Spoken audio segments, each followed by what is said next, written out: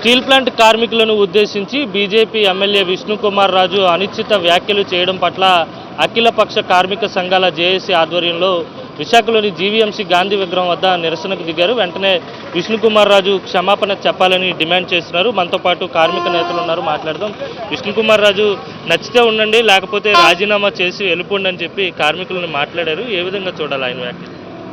విష్ణుకుమార్ రాజు గారు ఆయన ఆలోచన ఈ దేశం ఇంకా ప్రజాస్వామ్యంతో విధంగా లేదు, రాచరిపాలన ఉన్నట్టుందని ఆయన భావనలో ఉన్నట్టుంది. అది ఆయన స్టీల్ ప్లాంట్ కార్మికుల్ని మీకు ఇష్టం ఉంటే పని చేయండి, లేకపోతే రిజైన్ చేసిపోండి, వీరా చూసిపోండి అని చెప్పి అంటున్నాడు.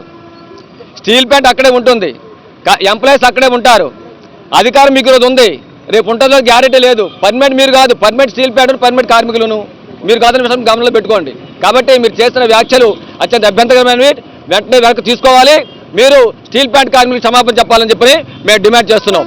రెండవది, ఆశకంతే అని అడుగుతున్నారు మీరు. స్టీల్ ప్లాంట్ ప్యాకేజీ ఆశకంతే కార్మికులకు అని చెప్పి అడుగుతున్నారు మీరు. స్టీల్ ప్లాంట్ ఏర్పాటు చేయడం కోసం ఆ రోజు కేంద్ర ప్రభుత్వం 4,980 కోట్ల రూపాయలు పెట్టుబడి పెడితే ఇంతవరకు స్టీల్ ప్లాంట్ కేంద్ర ప్రభుత్వానికి రాష్ట్ర ప్రభుత్వానికి 54,000 కోట్ల రూపాయల ఆదాయం సమకూర్చింది.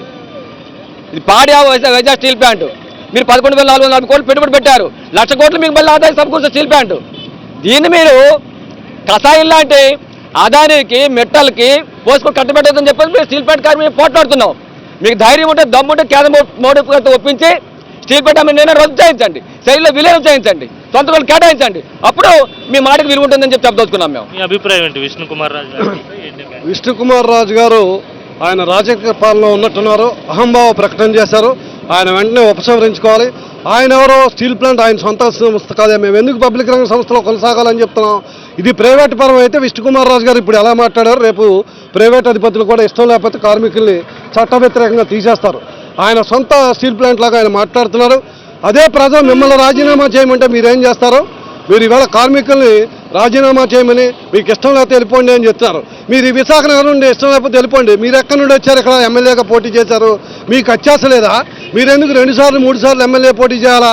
ఉద్యోగికి ఆశ ఉండదా? వాడికి భవిష్యత్తు ఉండదా? ఓ 30-35 ఏళ్ళు సర్వీస్ చేసి జీవిత ఆకాంక్షలో మంచి బ్రతుకు కావాలని కార్మికుడు కోరుకుంటాడు. అటువంటి వాడిని వీధులు పడేసి నువ్వు వెళ్ళిపో, ఇష్టం లేకపోతే అంటే మిమ్మల్ని మీరు అదే ప్రజానికం నువ్వు రాజీనామా చేసి వెళ్ళిపో అంటే ఏముంటుంది? కాబట్టి విజ్ఞతతో మాట్లాడాలి. మీరు ఇచ్చిన ప్యాకేజీని స్వాగతిస్తున్నాం తప్ప మీరేదో చెప్తున్నారు ఇది కార్మికుల వల్ల రాలేదు, మా వల్లే వచ్చిందంటే మీ వల్లే వస్తే 4 సంవత్సరాల కిందటే రావాలా? 4 సంవత్సరాలుగా రాష్ట్ర వ్యాప్తంగా ప్రజలు, కార్మిక వర్గం, వామపక్షాలు చేయబట్టే గత ఎన్డీఏ కూటమి చంద్రబాబు నాయుడు గారు, పవన్ కళ్యాణ్ గారు మేము అధికారంలోకి వస్తే ఈ స్టీల్ ప్లాంట్ని పరిరక్షిస్తామని చెప్పారు. పరిరక్షణ మార్గం ఇది కాదని చెప్తున్నాం మేము. మీరు ఇచ్చిన 11,400 కోట్లు వ్యతిరేకం కాదు. మార్గం దీనికి సుమార్గం ఏంటంటే మైన్స్ కల్పించాలి, శైలిలో కలపాలి శాశ్వతంగా. అలాగే 5,000 మంది ఉద్యోగులను తీశారో వారందరినీ ఉద్యోగాల్లో కొనసాగించాలి. ఏదైతే వీఆర్కి నోటిఫికేషన్ ఇచ్చారో ఆ నోటిఫికేషన్ రద్దు చేయించండి ముందు మీ ప్రభుత్వం చేత, దమ్ముంటే విష్ణుకుమార్ రాజు గారు. కాబట్టి మీరు మాధవ్ గారు కూడా ఒక 4 రోజుల కింద ఆయన కూడా అవివేకంతో మాట్లాడాడు. మీ ఇద్దరు మాటల్ని వెనక్కి తీసుకుపోతే ఈ విశాఖ ప్రజలు మిమ్మల్ని క్షమించారని హెచ్చరిస్తూ సెలవు తీసుకున్నాం. ఇది మొత్తం మీద బీజేపీ నేత విష్ణుకుమార్ రాజు అహంకార పూరిత వ్యాఖ్యలను వెంటనే వెనక్కి తీసుకొని కార్మికులకు క్షమాపణ చెప్పాలని వీరు పెద్ద ఎత్తున డిమాండ్ చేస్తున్నారు. వీడియో జర్నలిస్ట్ అప్పలరాజుతో కలిసి అనిల్, సాక్షి టీవీ, విశాఖ జీవీఎంసీ గాంధీ విగ్రహం నుంచి.